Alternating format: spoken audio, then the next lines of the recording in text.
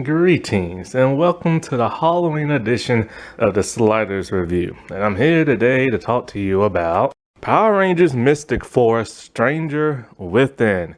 So, this is a Vita and a Chip centered episode.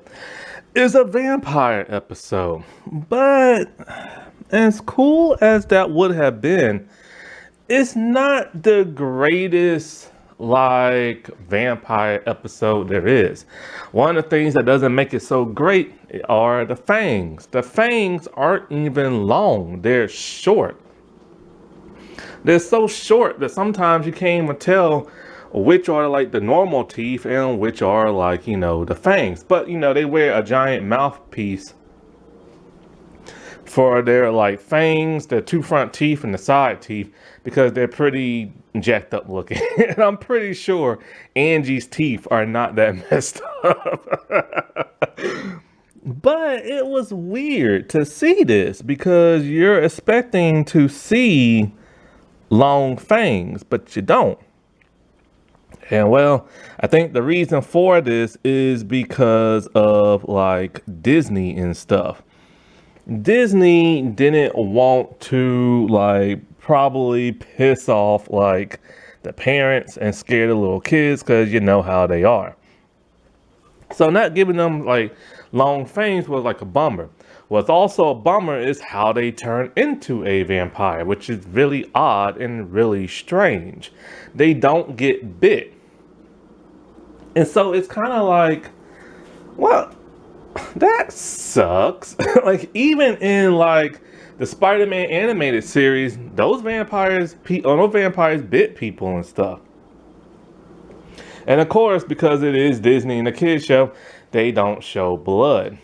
But other than that, this episode is pretty cool because it shows Chip in a different light. It actually shows him as being a smart person other than a goofball and everything.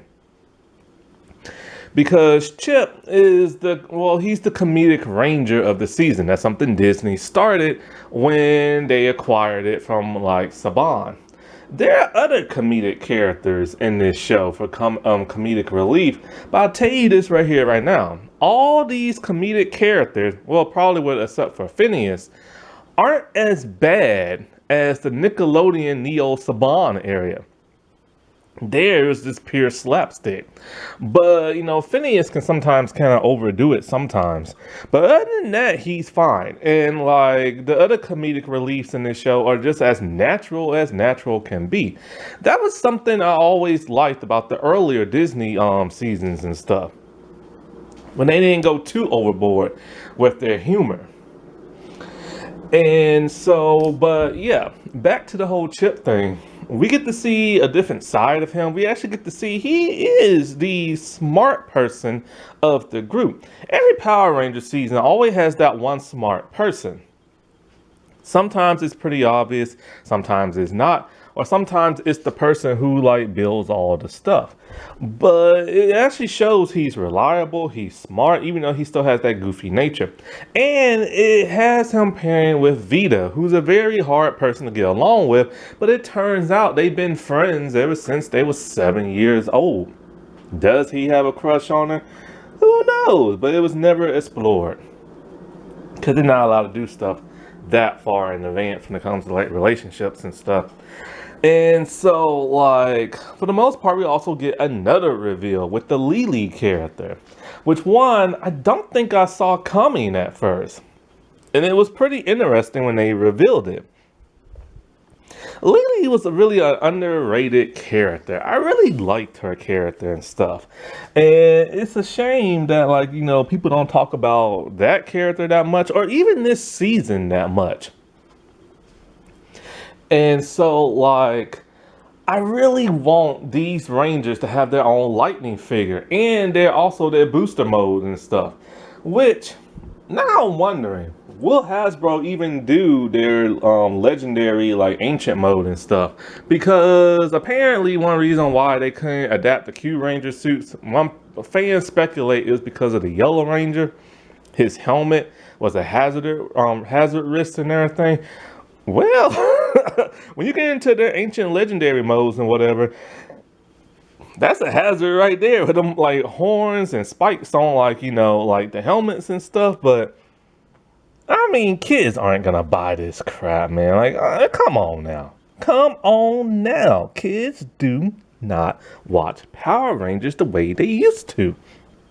Yes, Cosmic Fury is the #1 kids show on their platform and stuff. But it's not the kids who's watching it, it's the grown adults. And whatever. Anyway, so with this episode and everything, like we see the group and everything, they're at like the record shop place that they work at.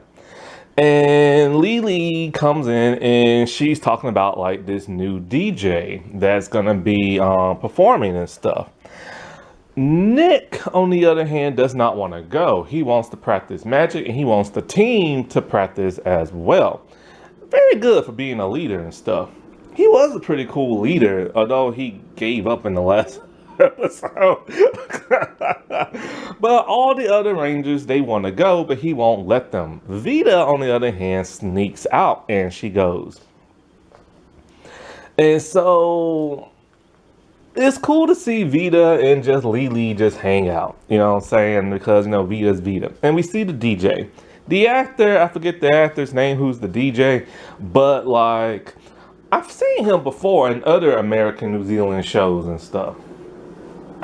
And so as they're there dancing, Lily gets a call from her mom. And so she leaves and Vita stays. Well, this is when the bad stuff happens. Vita is starting to get hypnotized by the music. Why? Because the DJ is really a monster. And his design is amazing, by the way. Really great design. So she gets turned into a vampire somehow. And so when she heads back to Root Core and everything, everybody's like, where the heck have you been? And she's like, oh, I just woke up from a nap. And by the way, she's looking a little pale now. And so they should have known something's up because she's looking a little pasty and stuff. But here's the craziest thing, which doesn't make it such a great episode. It's just the logic behind certain things. She's been asleep and missing for a full 24 hours, or actually a day and a half. So, yeah. And so, nobody actually went looking for her. Not even her own sister. But if she was asleep the whole time, then she would have been home and her sister would have known that. But you think somebody would have been like, yo, where's she at? Why is she sleeping so long? Let's wake up. Let's do some magic spell. Let's do something. But they don't do that. So anyways, a monster comes a-calling and they go to Ranger mode and everything. While in the Megazord and trying to fight the monster. Oh, by the way, one thing I appreciate about this episode is that it's filmed at night sometimes. Because you rarely see Power Rangers at night. I never understood that. It's always during the daytime. And they're using that fake dark effect where they put like a black screen over the camera and when they film in the daytime. So it gives it that black, bluish, inky look, which I like and appreciate. Because, they used to do that a lot in Goosebumps. And speaking of Goosebumps, the new series is coming out on Disney Plus in a couple of more days. So anyway. While they're fighting in the Megazord and everything, daylight comes and Vita is freaking out and she comes on out the Megazord and stuff because they got knocked out earlier and stuff. And when they got knocked out, she is freaking out because the sunlight, it's draining her for whatever reason. And so they know something's up with her, but they don't know exactly what. And so one day when they're at the record shop, she is dressed really weird. She has a scarf around her head, sunglasses, and now she's pasty gray and everything. So they asked Lily, yo, what's up with her and everything? She's like, I don't know, I left early and stuff. And then so basically Chip is the one who deduces she might be a vampire and everything.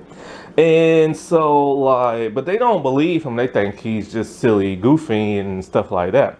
So when they're at Root Core, and at some point in time, they leave and everything, Chip stays behind and Vita turns into a vampire and tries to bite him. And it's one of the most hilarious things ever when she keeps trying to bite him. He's just nonchalant or he's freaked out, but he has like a little garlic like thing on a stick that repels her away. And it's funny when they're sitting on a little bench and they're talking and he just like throws it up whenever she tries to bite him. That's comedy done right. That is comedy and humor done right. Why can't the Neo, Saban, Hasbro, Nickelodeon, Netflix, whatever era get that right? Like instead of doing slapstick stuff. So then they have a heart to heart about how when they was kids and this and that, and how, you know, he wants to like help her, protect her and stuff like that. And he's really the only person who keeps deducing things. He's part of some kind of vampire slayer club or something like that. Oh, so this is a two-parter, by the way. And so, you know, at some point in time, you know, like Vita's a little bit more better, and so she goes to the club with Chip, and they try to figure out, you know, what's going on and how she got turned into a vampire, stuff like that. All the kids are still there, and they're like zombified and they're vampires and stuff like that. And so like they try to put him under the spell, and Nikolai shows up.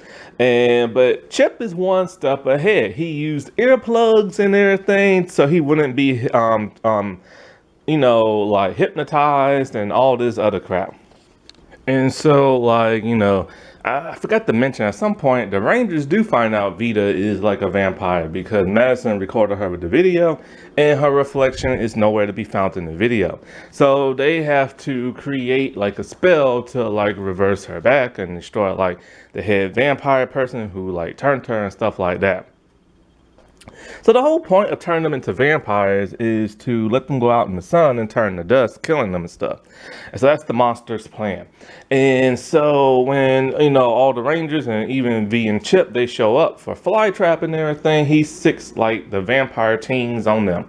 And so at some point, you know, they head into like the Megazords and stuff. They defeat Flytrap and the teens turn back to normal. So they are like, okay, cool and everything, you know what I'm saying? Like, Vita must be cool. And so Chip is talking at the record shop and he's talking about, oh, there's a candle you can use. And if you put a circle around somebody who's a vampire, they can't leave the circle.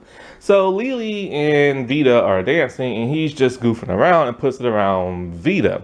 Lily moves from like the circle and she's all like, I don't want my shoes to get like messed up.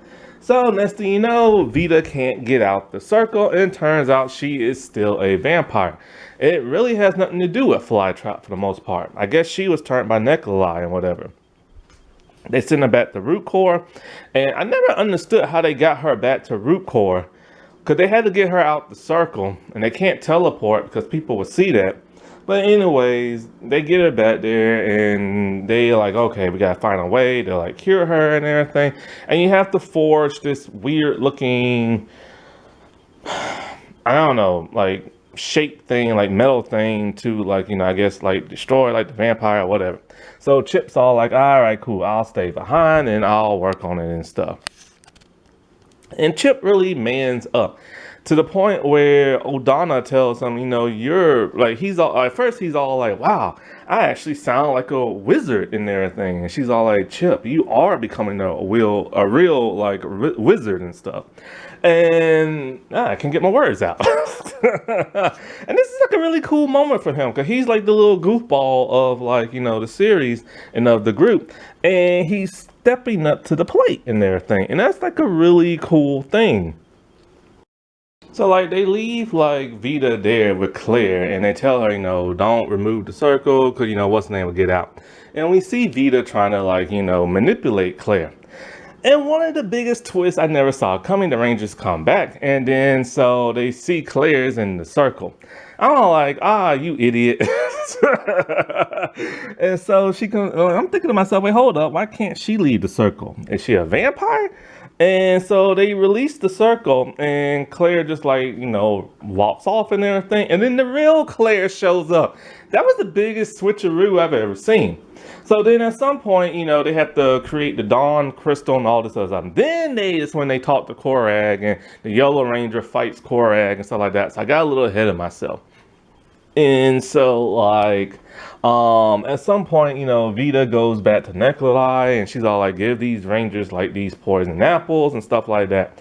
So she's all like, guys, you don't need the crystal. I'm back to normal and everything. Here are some apples. And they're gushing over apples and everything. I'm just kind of like, come on, Disney. Gushing over apples? Like, come on, Disney. So Chip doesn't, trust Vita and everything because she didn't do the little hand gesture sign thing that she's been doing lately. And he knocks the apples down and they are poisonous. She runs out and everything, and they know they have to use the Dawn Star. But here's the thing, or the Dawn Crystal. But here's the thing. They don't want to have to kill Vita, but they know they're going to have to. And so when they get into like a huge battle and everything with Nikolai, who is really, really, really tough, you have Chip with his crossbow, and he knows that, he might have to take out Vita. He doesn't want to, but it's for the greater good and everything. So at some point in time, I think they like talk or whatever, and so they kind of like, something kind of like knocks her out of like the spell just a little bit. She's still a vampire, but she's coming back to her senses. And so when he goes to fire her, he turns on Nikolai and shoots Nikolai and everything. And so now Vita is back to normal. But Korag shows up in his Megazord type mode and stuff. His Centaurus Megazord. And so the Rangers, they go there, but he's too tough to like fight and everything, Like no matter what, like he's just really strong. And so the Rangers, they level up. They use their devastating defeat on him and everything, and it knocks him out of Centaurus. And he realized, wow, the Power Rangers have really leveled up. They must have like great power within them, and so he needs to like recuperate and figure out another plan of attack. So the Rangers do their normal little thing, you know what I'm saying? And Nikolai reforms herself, destroying like the Dawn Crystal.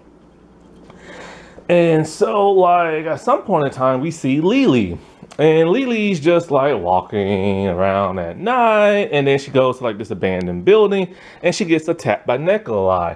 I'm like, oh, no, dude, that sucks. But now I'm like, wait, hold up. Since when does Lily know martial arts? Something don't feel right about this. And then it's later revealed that they're mother and daughter. That was a twist I did not see coming. And I'm just kind of like, so she set this whole thing up from like the beginning. And I'm like, she's like a really good spy. That wasn't that spooky. All right, well, I shall talk to y'all later. Bye.